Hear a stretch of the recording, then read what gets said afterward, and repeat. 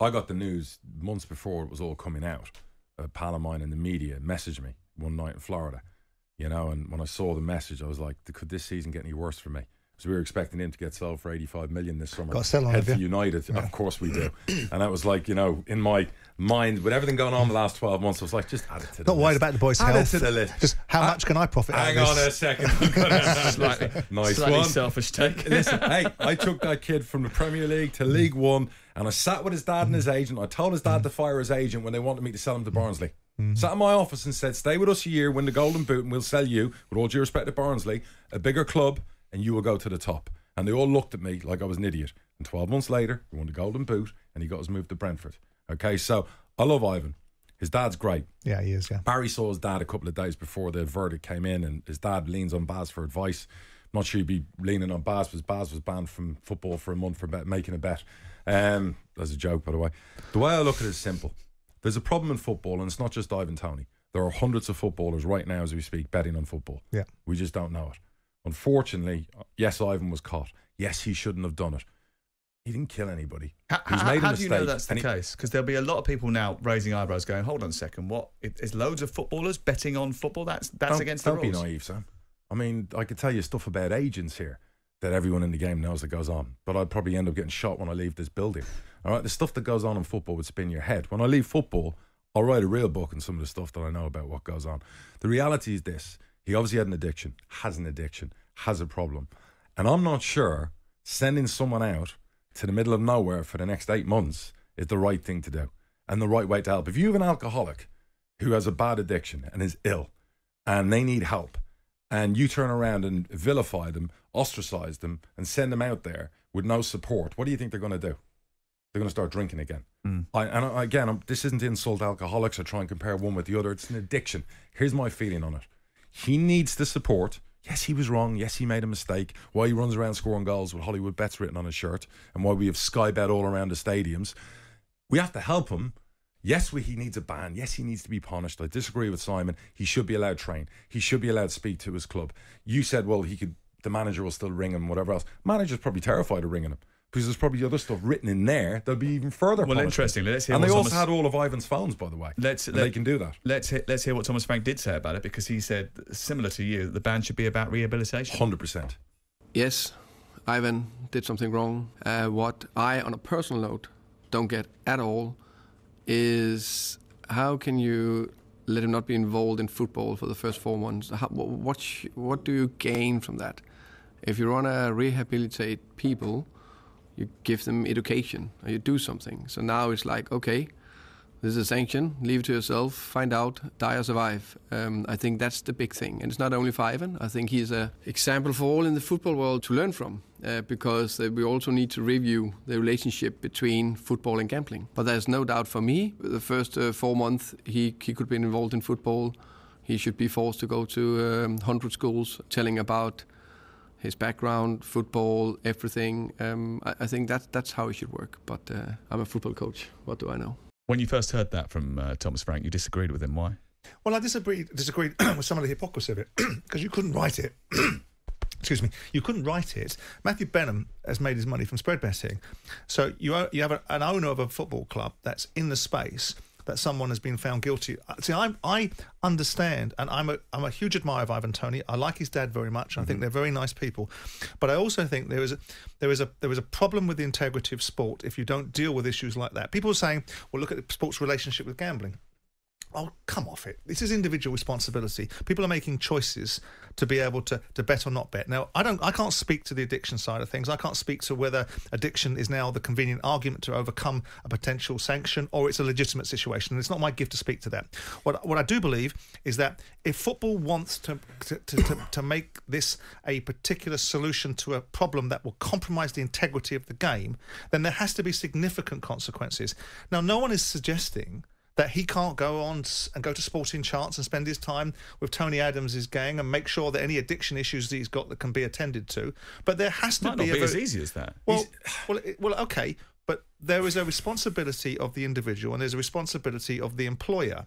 And we're in a situation where sport is saying... It's a responsibility of the game as well, isn't it? Well, Is it? So if I'm gambling when I'm working for Barclays Bank, is it responsibility of the banking industry to look after my particular challenges? Bank and you've got financial issues, you don't work for the bank. So the idea that football is well, okay. so If I work for Marks and Spencer's on the food department and I'm a gambler, is it Marks and Spencer's or the retail industry? No, but it's a slightly different dependency on the gambling industry because you work in the industry, Yes. you own a football club that works that operates in a league which is sponsored Sky Bet. We take money from absolutely, here's and the not reality. everyone does, and you need it as well. By the way, don't you? Yes, this young man at 22, 23 was out on loan, like the Lone Ranger, 6-7 times all over the country, trying to find the right club and make a name for himself at Newcastle. He sat in digs up and down the country on his own, Monday to Friday in between games. They train for 2 hours a day nowadays. Footballers don't exactly work 20 hours a day.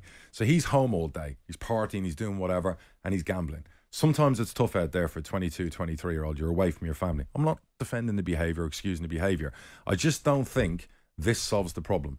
I don't think it sends a message because I still think lots of footballers do it. But the football clubs also have to be slightly careful that they don't denigrate their own relationships with betting companies, bearing in mind of course, we all need that money. You need it. But this isn't about rehabilitation. What is it about? It's about punishment. You don't send someone to prison to rehabilitate them. You send them to prison to punish them.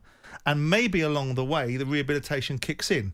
So it's a consequence. You do when they break the law, yes. Consequence for one's behaviour. Well, he's broken the law of the game that he chooses. Now, if he wanted to bet, and that's what he needed to do, and the culture of football, and where I sympathise and empathise, is the culture of football is so immature at times. We've been listening to years about card scores and this and that sort of thing. So it's not surprising to anybody that there's this culture deep-seated in the mindsets of young players being around old leg footballers that have taught them these particular habits that they've now got into.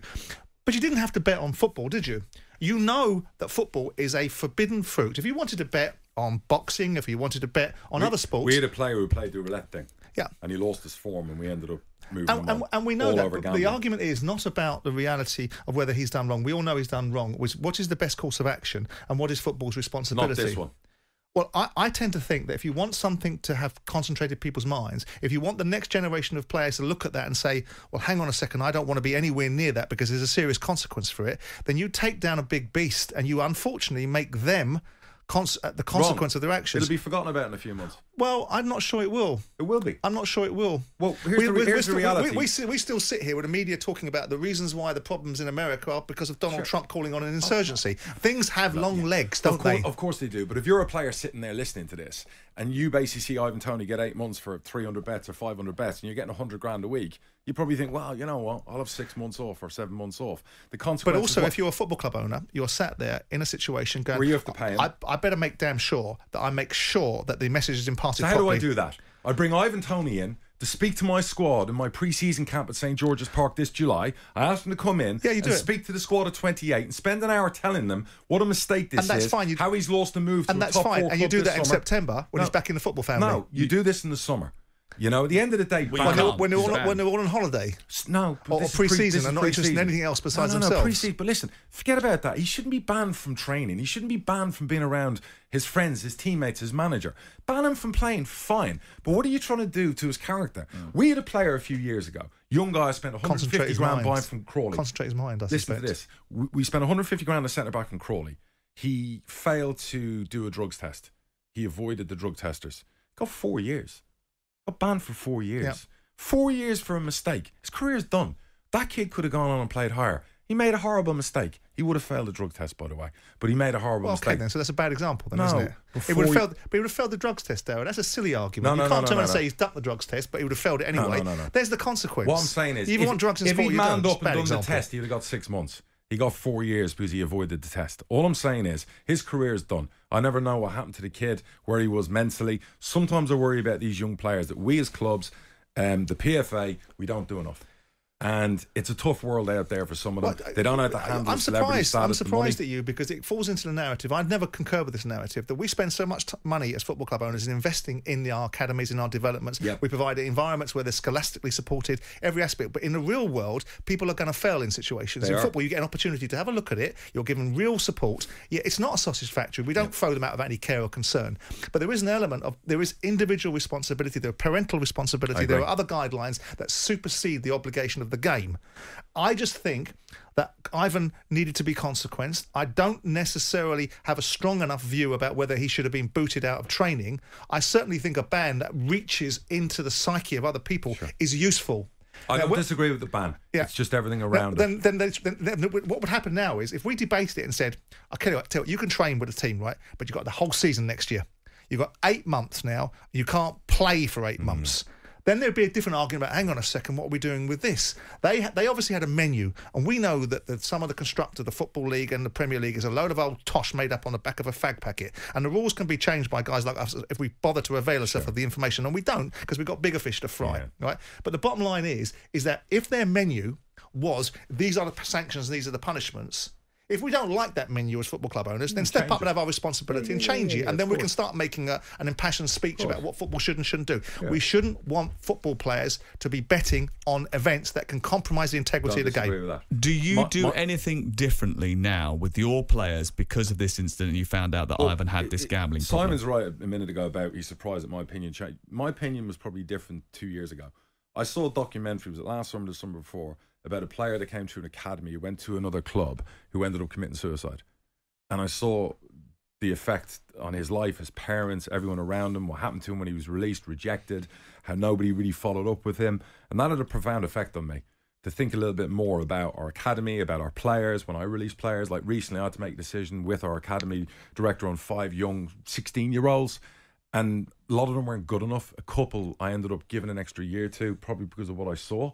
Probably the wrong decision at the time. It's really difficult because I have a young boy who's 17. You know, I have daughters who are 16 and 13, you know. So I just don't know if we're doing enough. Ivan Toney now is the poster child for betting and everything that's wrong with the game and the gambling perspective. But we're not going to... I think we could have done better with him and said, Ivan, I'll tell you what we're going to do. It's an 8-month ban. But if you do this, this, this, and this, we'll reduce time off for good behaviour. That's an interesting view. And I think we should have done that. In other words... Come to us with a plan, Ivan, on how you're going to show youngsters and other people in academies how this can happen. And if we're impressed, every time you do it, we'll knock a week off. And a week off. So Ivan's got something to work towards. A bit like you were talking about going to prison and people getting off for good behaviour and early... Due contrition. Yeah, correct. Due contrition. And I think we could have done better in that regard. And I just think as clubs we don't do enough.